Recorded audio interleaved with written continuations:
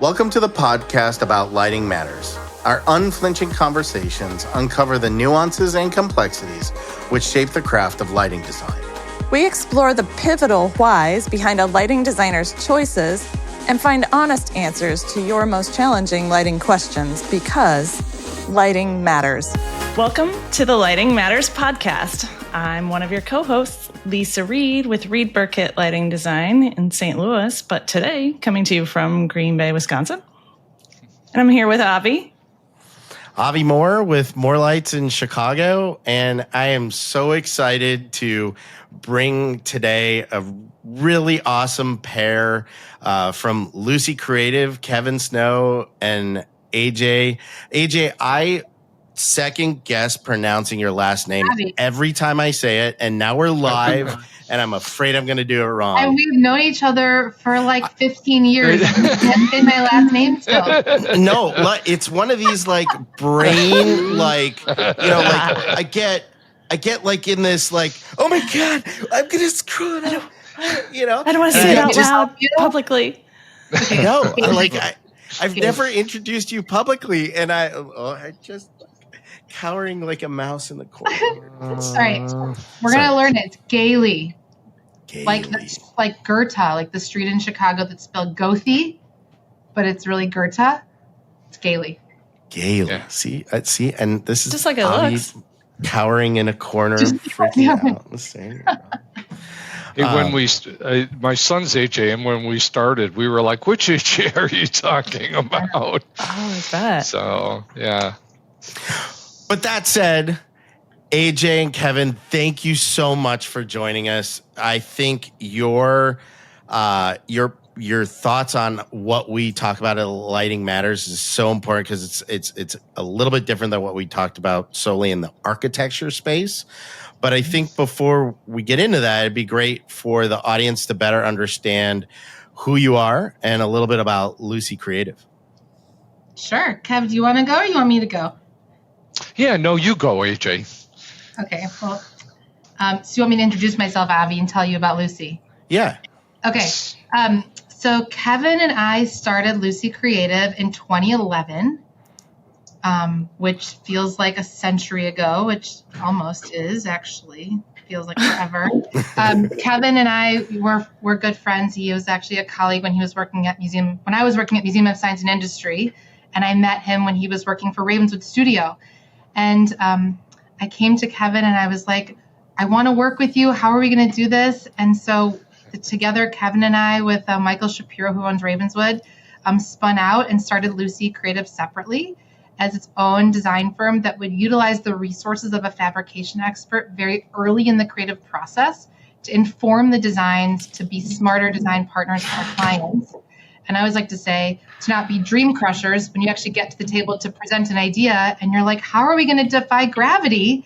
Oh, don't worry, client, we figured it out. And so when we went, we started that with 2 of us, and we've evolved now to 52 of us across the country. We have 3 offices. Our headquarters is here in Chicago. We have an office in Seattle on the West Coast, and we also have an office in Brooklyn, New York on the East Coast. And then in a post-COVID world, we have lots of other geographically distributed team members that are working from their home offices across the country because we truly believe in bringing on the best talent for the projects and the teams versus trying to fill based on where you're located and where you live.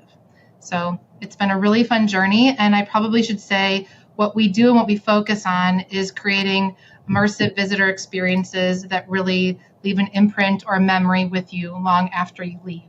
So we love to tell stories using whole body learning, immersive storytelling techniques that really allow you to only get those experiences in person that you can never get on a device like this.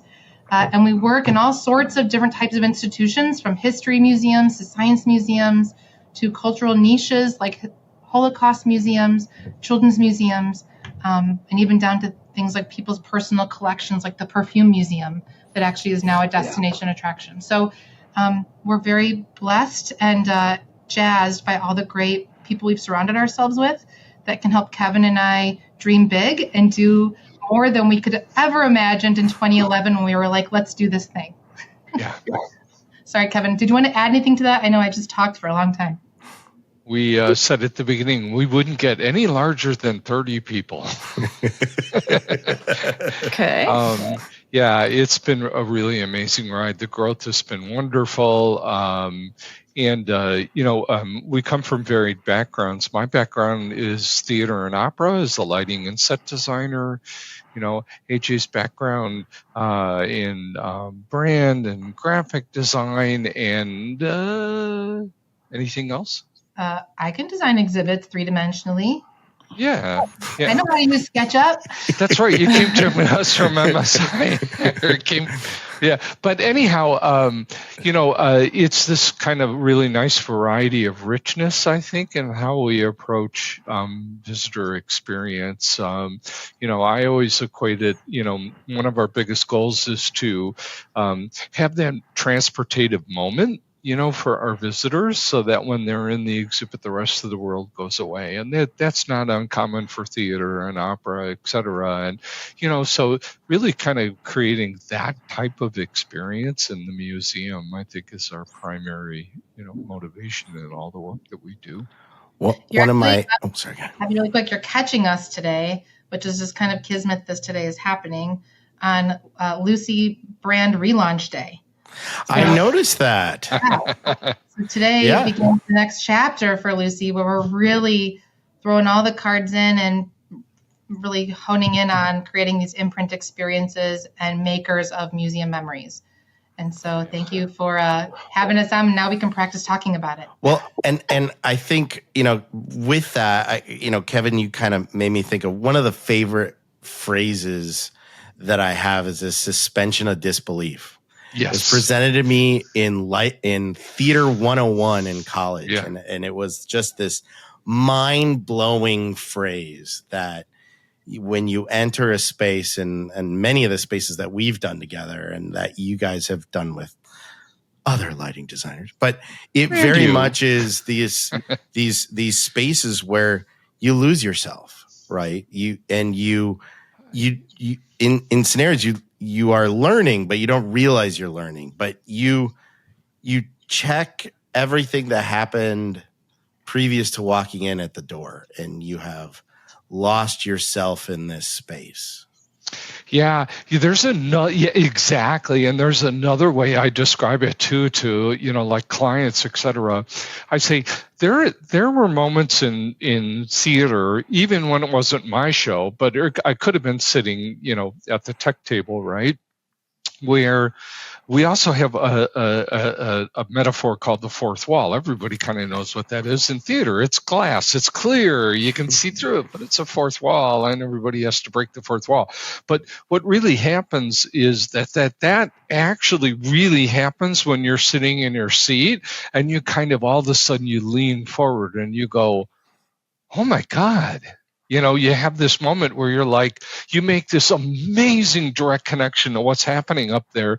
And you have those moments in museums as well, and I think it's our job to it doesn't have to be one big complete fourth wall evaporation, but to have this sort of rhythm and pattern to it, that creates those moments as you go throughout the entire experience. And, and so this is kind of what we're here to talk about too, is how lighting does that, right? Right. Absolutely. I for would, sure. I think it's just thank you for the perfect transition, because that storyline has to happen in some way. And, I don't know, I pose it to both of you, but I think that there is time and metering that happens in an exhibit design, but it seems to me a light makes that happen. Like, there are elements of the signage and the design and all the other the carpet, the finishes, everything that kind of helps with that meter and timing. But it seems like the light is the thing that finally makes it and brings it all together. It should seem like that to you, Avi. Wow, That's your discipline. Yeah, as a lighting designer,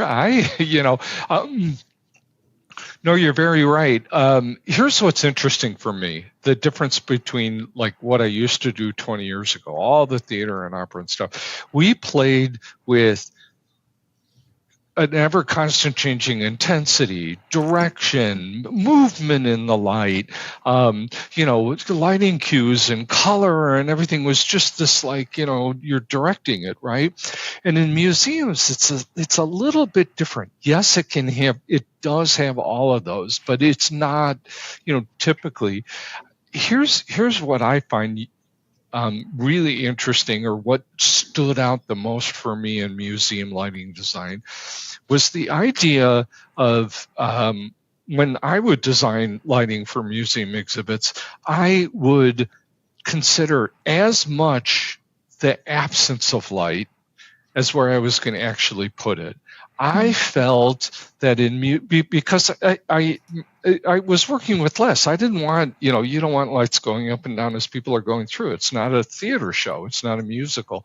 So then you start to think about the absence of light, where you don't want them to look. And we in this conversation that we're having at Luci, we have this saying, it's we shape the space between what is known and what can be imagined. It's one of our website things.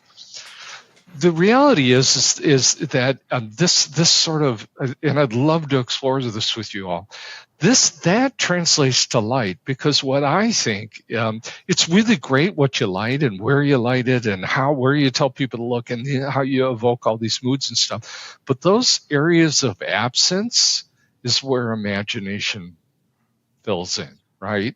So to me, I've always considered in museum lighting, these areas of absence of light is very, very important. And like a good example is, remember when you were a kid and you opened up the door to the basement? What did you do? You filled that black void with your imagination, right? And so we do that. I think we should be doing it in museum exhibits as well, because what it does is it expands our horizons. It breaks down that fourth wall. It really should break down all of the walls so that you feel like you're in a moment, you're in a place, etc. Absence of light doesn't mean total darkness either, of course, right? But it's just something that I sort of picked up on at some point, where I was like, wow, I'm really actually kind of working with this idea, and I've seen it be really, really successful, in a number of instances. I think, Kevin, adding to that, one of the interesting things about lighting that I've seen you do really well is using it as a way to make the visitor a protagonist in the story versus a spectator. And so the way that you've used light in our projects, you've brought it as a tool to invite visitors into that space and that physical environment you've designed, versus standing in the darkness and looking in. And lighting has been a good tool for that, because it's been then a way for visitors to guide and explore the exhibitions by being part of the light and making it feel like they're being pulled into it versus watching it from afar. And I think we've seen exhibits that don't do that well, where the lighting is just on the gallery in terms of the artifacts or the graphics on the wall or the scenery. And you're like watching it from behind and you're standing back and you're just like, that's not a welcoming space for me. But as you've done that, it really pulls you in and you're standing within it and you feel like you're one. I think that's been done really well. And Kevin's done that in our projects, but you've done that really well in our projects too. No, I think it goes back to like the statement, right? Are you building or this idea, are you building a space that you're just looking at? Or are you entering a space that you're like becoming one with? And there are sometimes places for both. But it's unfortunate if you're trying to make an immersive environment and you're just lighting on the walls, right? Like that doesn't get somebody in the space. Right. Human connection, everybody at once, is really all about story, and you've said it over and over again. AJ has talked about story, Kevin, imagination. And if we want people to experience a space, whether it's an interactive space or just regular office or house or whatever, there has to be a story that people are invited into. Yeah, and I've always sort of equated like basic lighting that we're talking about. Oh, I'm going to put floodlights on the wall and then a bunch of spotlights on the panels and stuff. Is didactic lighting is what I would call it. It's kind of table stakes, and it's interesting because that's kind of where we all started out too. You probably, as a beginning lighting designer, said, this is kind of the urge that I need to do. But that what happens next is that understanding of how I'm going to tell the story and how I'm going to layer the lighting on. So, and understanding in a way that as I progress through this visitor experience, the totality of it comes up. We've all seen before and after because we've done that work, right? We've walked into a place, I'll say First Division Museum was a project that stuck out to us. In particular, there were two galleries, but the first gallery was this amazing space built by design craftsmen who have now gone out of business. And nobody does that kind of work anymore. It's this fully immersive, you're in the trenches and there's a tank overhead. And I mean, it's just really, really amazing. And when we first walked in, it had like kind of high bay sort of lighting, so you could see every sort of lighting. It was. I remember seeing that. It was just like high bays. It worked. Horrible. You could see, but.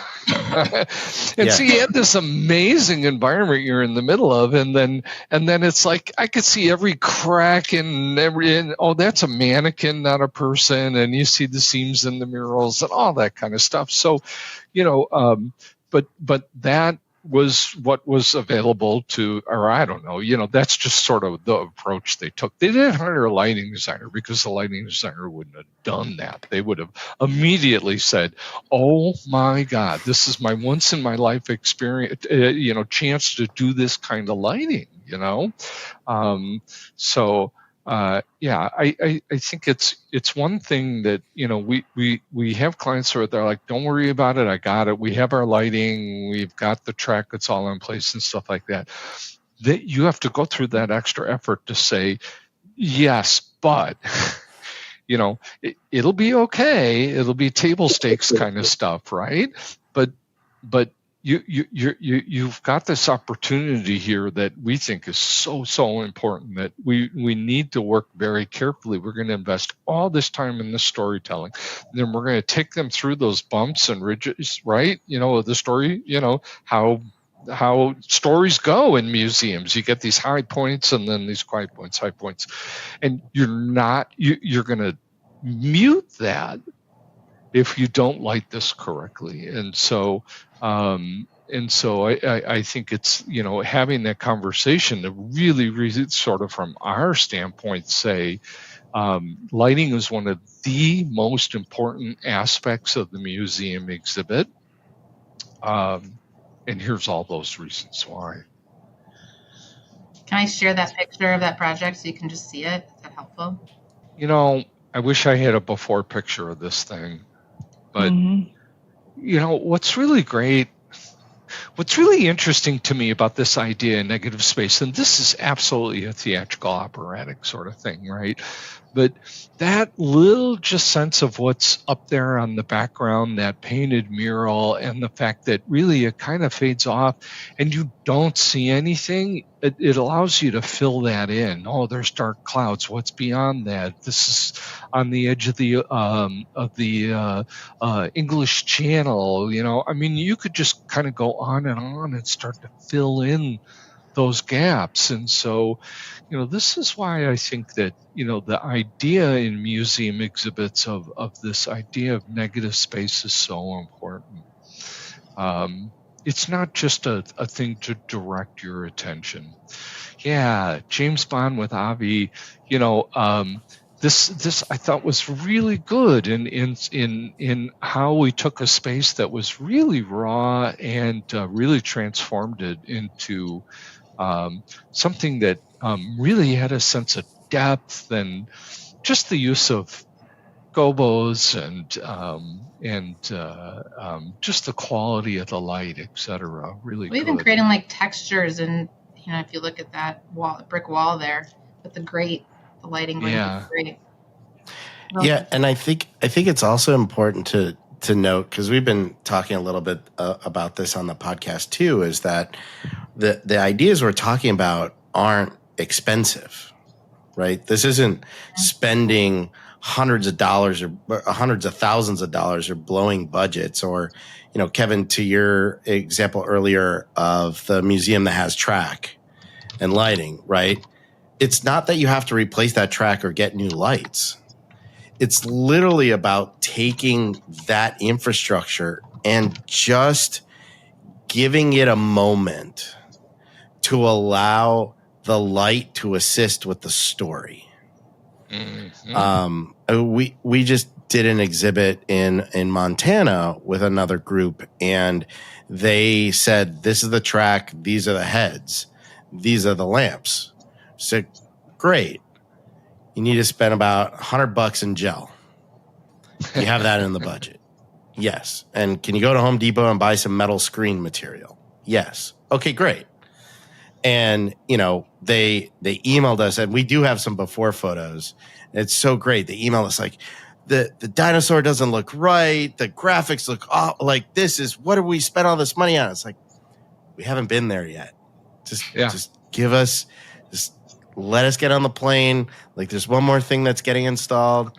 And Casey got out there, got everything focused, and everybody walked away like, best money we ever spent. Don't understand why. And we didn't. This is like Home Depot track systems. It isn't Home Depot, but it's, as inexpensive systems as possible. Just making sure that we aligned with the exhibit story. And Kevin, I love it. Like, light and shadow, like emphasizing where shadow is so you can let the mind fill it in. I love that. 100%.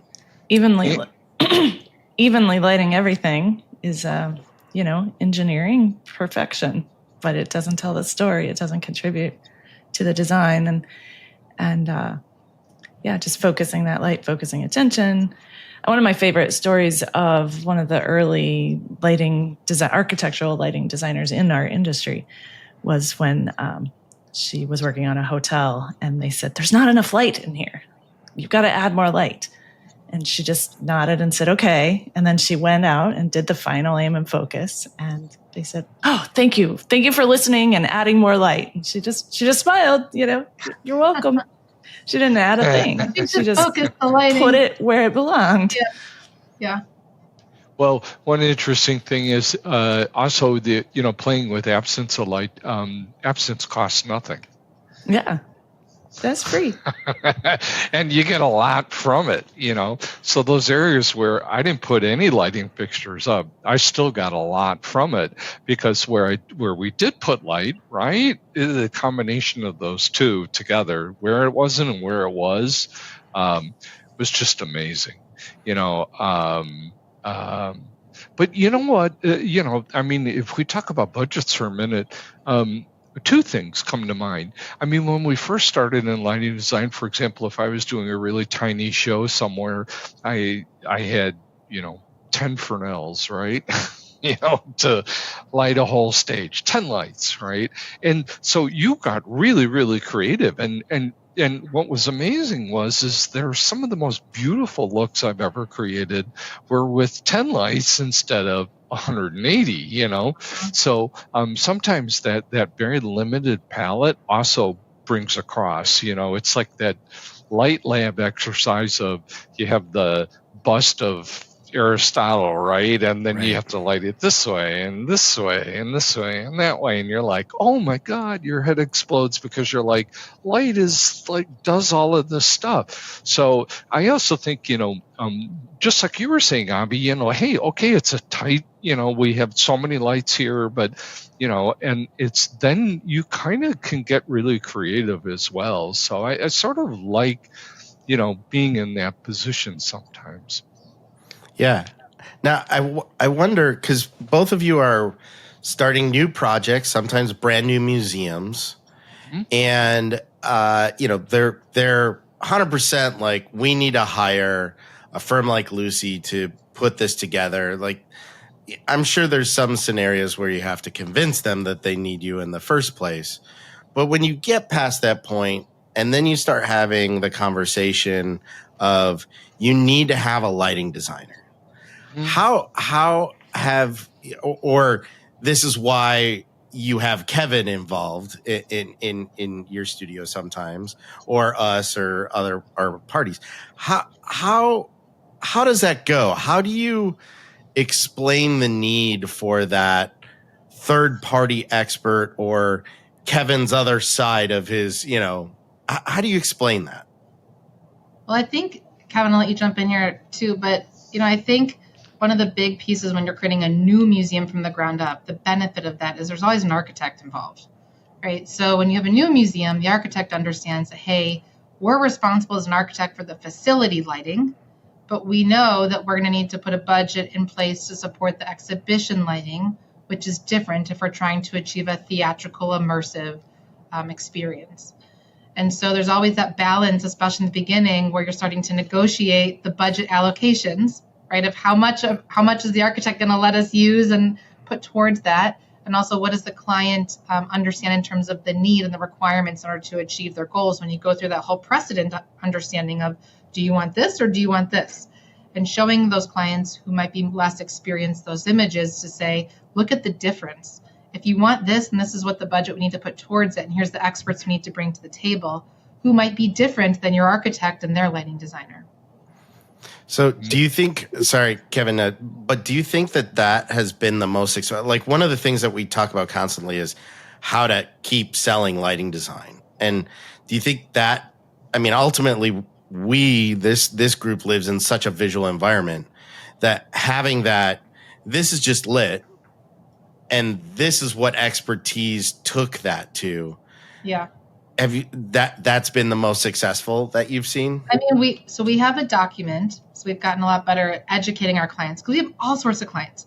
We have clients who have never even been in the museum world before, and this is their first time ever doing it, and probably the last time they'll ever do it again, because they had this idea and this passion. They wanted to tell this story, and they're like, I need to find some experts to help me do this. We also have clients who have been working in museums for 30 years who are like, I know what I'm doing. I can do most of this in-house, but I'm going to need to bring an outside team in because we don't have the capacity.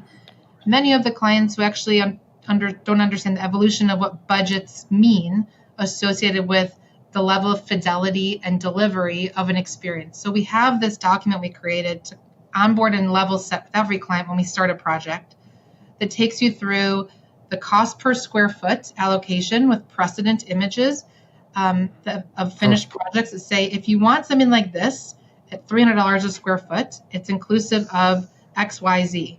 If you want something like this at $1,000 a square foot, it's inclusive of XYZ. And obviously you can imagine the $1,000 a square foot or the $1,500 a square foot includes immersive theatrical lighting. Right. And the $300 a square foot says, we got to use what you have in-house, and we're going to just do some lighting focus with what's available, right? With your example of the 10 lights and maybe some gel. Right. And refocus. No, when you were talking earlier about how you talk to clients, Kevin, I felt like you were maybe using a little bit of FOMO too. Like, if you don't do this, you're gonna miss this opportunity. Yeah. But you also have the reality of like the budgets that are in place and the clients, and we're trying to help them maximize the possibility with what they have, right? It's all they have. They're not going to get more. Right. Look, dollar for dollar, there is nothing in the entire thing that we'd be providing. I'll be quite honest, in my opinion, that lighting offers the most dollar for dollar, right? Building physical units, it requires, materials and a lot of effort and, prototyping, et cetera. I mean, but lighting, to me, feels like its benefit ratio to its cost is really good, in the hands of the right designer. I'll also say that it's one of the hardest things to sell because it's an intangible. We've known this forever, right? But what you have to do, I think, then is educate, because it's like wine, say, for example. You start drinking wine and you're like, oh yeah, it all sort of tastes the same, and then all of a sudden you're able to go, oh, I can taste pencil shavings. Right. Like, yeah, right. So it's an education. You learn over time, and you see what's good, and you see what's bad, and you start to make that connection. So, a lot of times what we do is when we start a project, we spend time traveling with the client to some predetermined museum locations or whatever, so that we can have conversations about everything. Visitor experience, sound design, and then lighting is part of that. And sometimes you could just simply say, see, now here's a very simple approach, but here's something that's much more sophisticated. Now look at it in the terms of your entire experience as you walk through.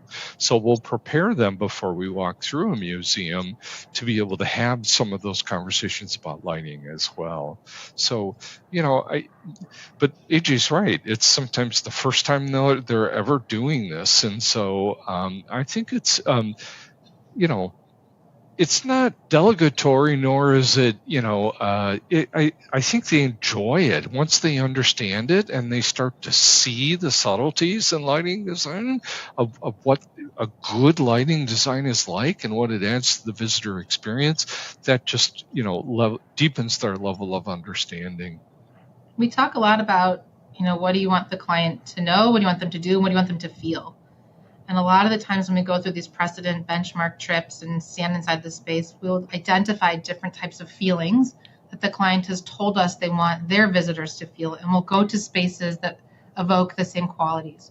So a good example is like a contemplative space.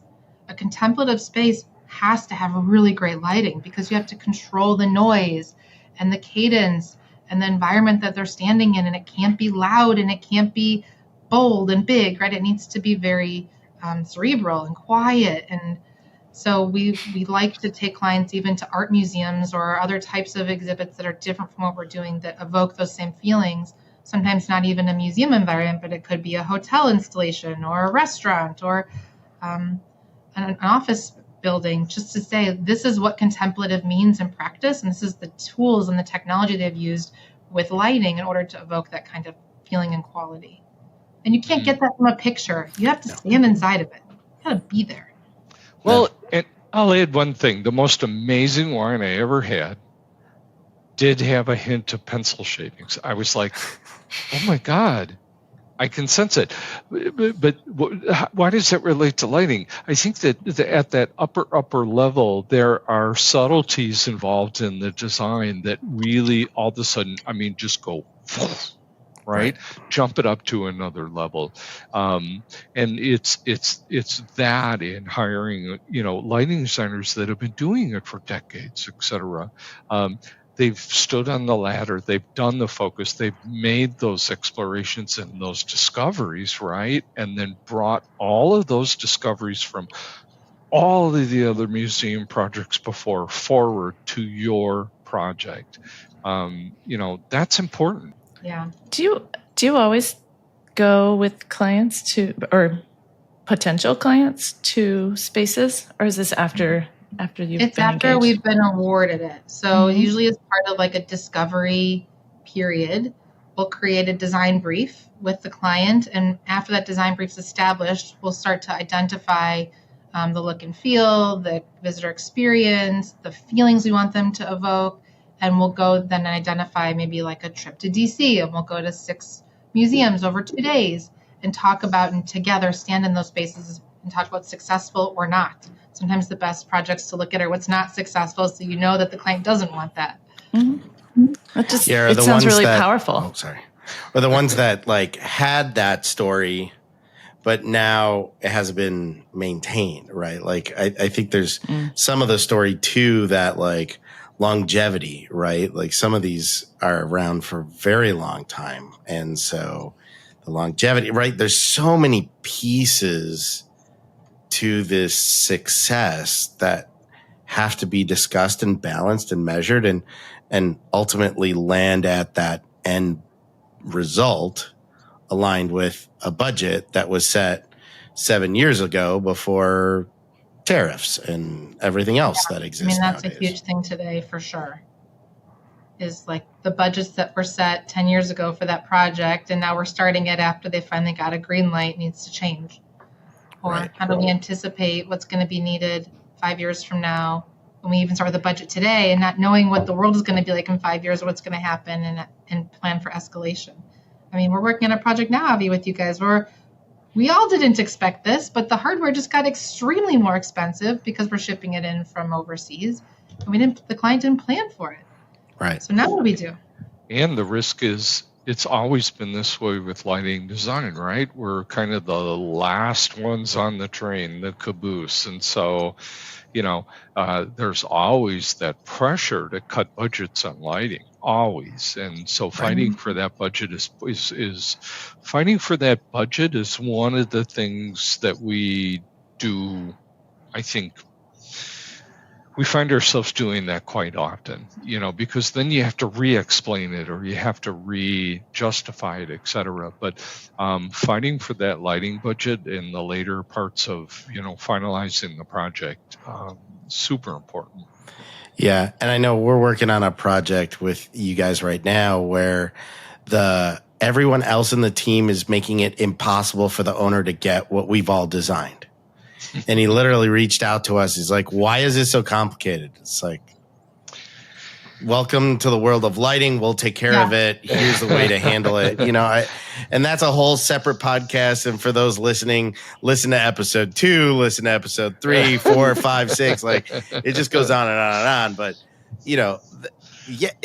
but you still, in the end, and I tell this story a lot about a children's museum we did in Louisiana, right? Like in the end, we have to not forget that this is about like in that case, we were creating an environment for the kids and ultimately the parents to watch kids in that, right? Let's not forget that piece too. Yeah. But this is a daylit environment for kids to learn and play. And yes, the architect has to make money and the lighting designer has to make money and the exhibit fabricator and the engineer and everybody else. But sometimes there has to be the conversation about what's right for this type of project as opposed to penny pinching on an ad service from an engineer or something like that, right? Like let's take a second and remember what we're trying to do here. Well, the hardest part is those things you can't see are the intangibles, right? But the lighting you can see. Can I show you guys a before and after picture that's a great example of that? That you didn't design this, Avi, so sorry. We want the success of all lighting. All lighting. Okay, here we go. That's the goal at the Lighting Matters podcast. So, you don't work with high bay lights much, do you? No, I lit Revolution Brewing Company here in Chicago with fluorescent high bays. Yeah. Oh. And our fee was paid for by ComEd. Aww. I mean, it was just, So here's a great example of the client said to us, we weren't planning to spend any money on the lobby when we started the project. But when we talked about the visitor journey experience, it was make it welcoming, bring the outside in, make it inviting, want all people to feel welcome here. And you can see on the left, this was the space originally. It was a dark, historic space. Like the lighting didn't accentuate the architecture. It wasn't welcoming. There were sound acoustic panels on the ceiling. The light fixtures that were in the center, that these amazing historic lighting pieces didn't even work. And so look at the difference of what you can do with lighting to really transform that space architecturally, but also from visitor experience. It begins your journey before you even go into the exhibits. And I think this just shows the power of lighting to transform a space. Yeah, the ceiling overhead, we recreated these kind of skylights. They're actually printed fabric that are backlit, but it gave it so much more height. But the other thing that's really cool is these period hand-built globes that had the time and date on them that hadn't worked in, I don't know, 40, 50, 60 years. And so we got those restored too. And that light it's like a beautiful storytelling element, So, it's gorgeous. Well, and it wouldn't be the Lighting Matters podcast without giving credit. Who was the lighting designer? Yes, this was Available Light. Of course. Okay. Yeah. We've had many folks from Available Light on the podcast. So great. Yeah. So there was a lighting designer. Very important. There was, yes. It was. But we advocated for it to the client, and this was increasing their budget, but they trusted it, believed in it, and the outcome of what they wanted, which was this, welcoming environment that was multi-sensory, that said this was a space for everyone, and utilizing one of the artifacts of their collection, which is actually their building, this historic building in Boston. They believed in it, and you can see the impact, and it's transformed how they use the space, which is also now used for public programming. So those, and special events. So those tables in the center roll out, and now they're using it for special events, for big speeches. The lighting transforms the space. It gives it multiple purposes. It can be dark. It can be theatrical. It's just a great way to really invest money in the right spots of a project. To your point, Avi, in places and areas you're going to get multiple uses, and it's tangible. So I thought that was really important to show.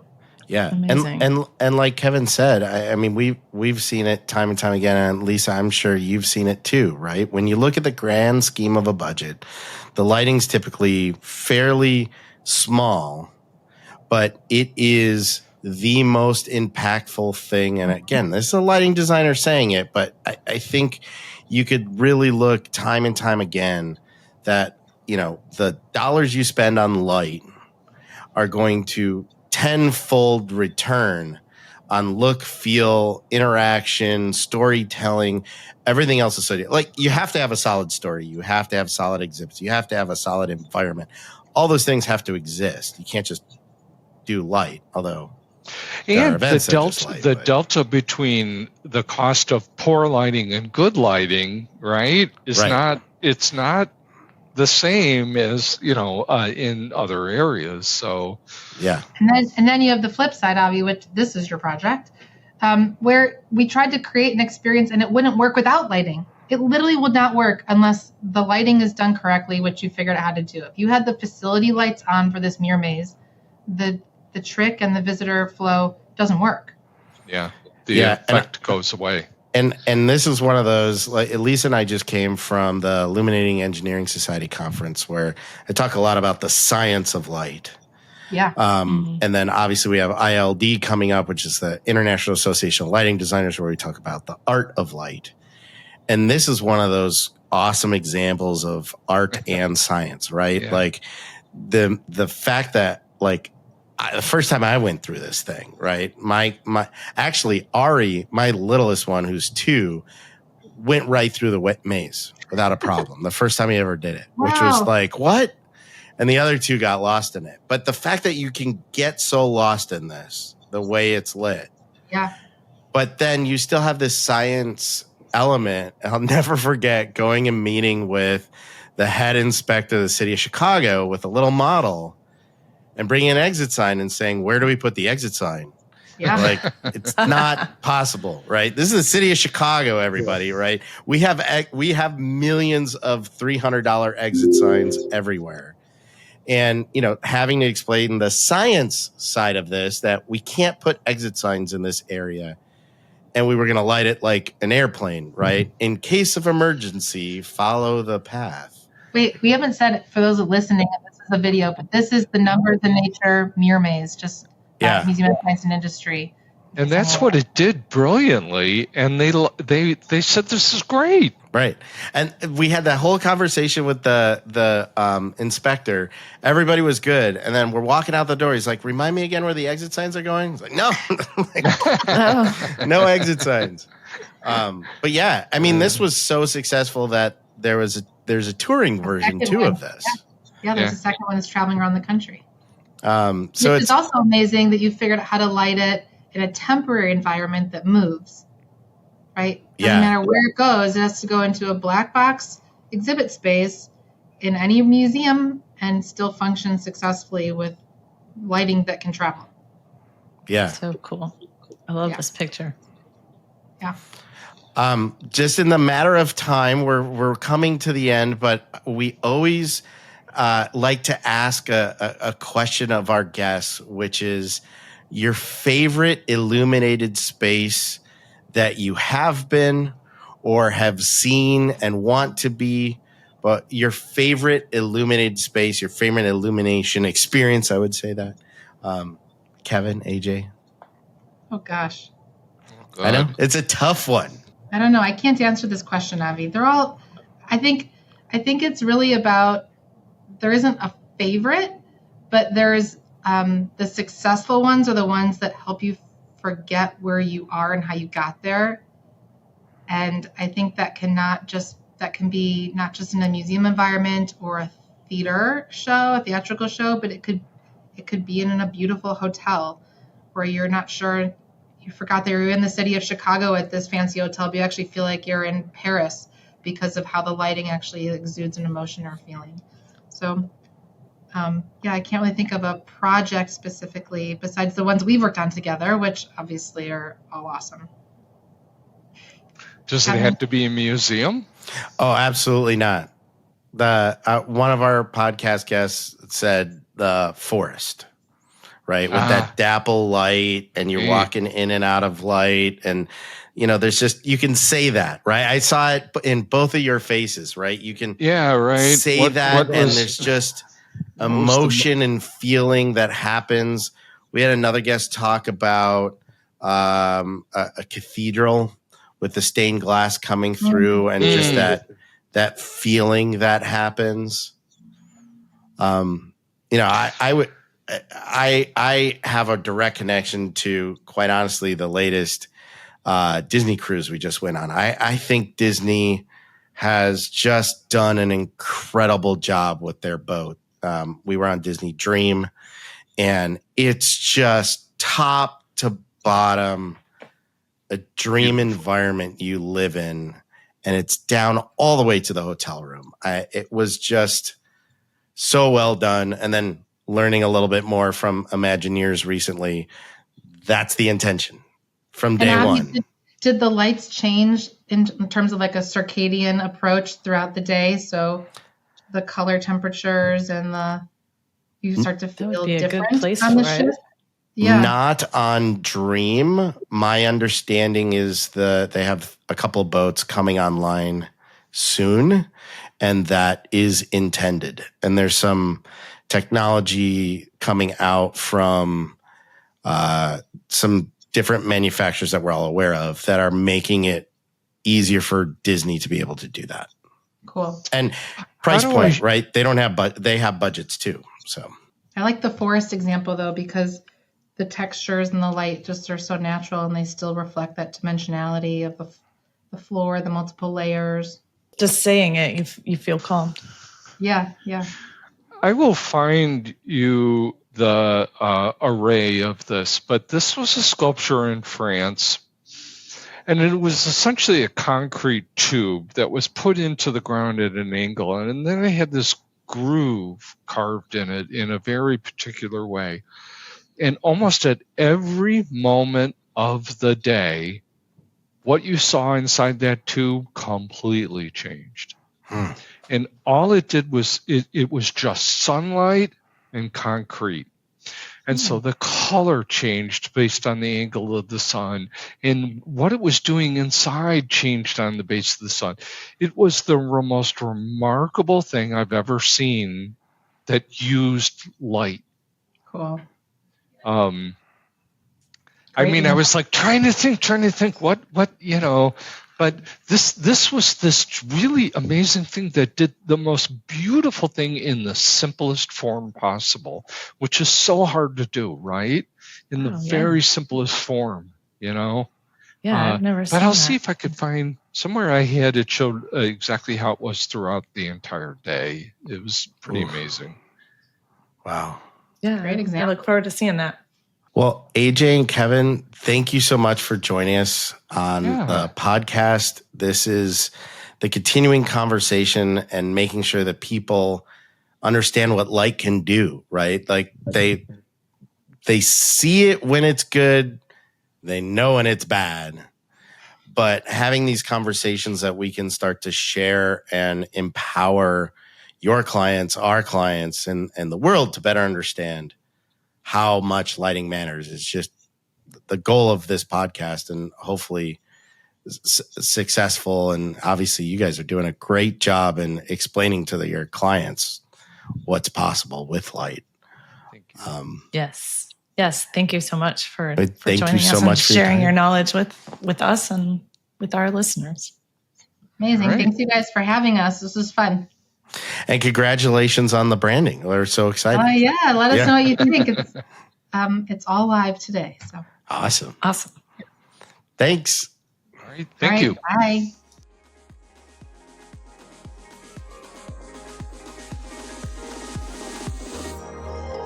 Lighting matters. As we wrap up, we want to reiterate how much we value your time, and we hope you found it as much fun to listen to as we had creating it. Remember to like it and share this content with your friends and colleagues.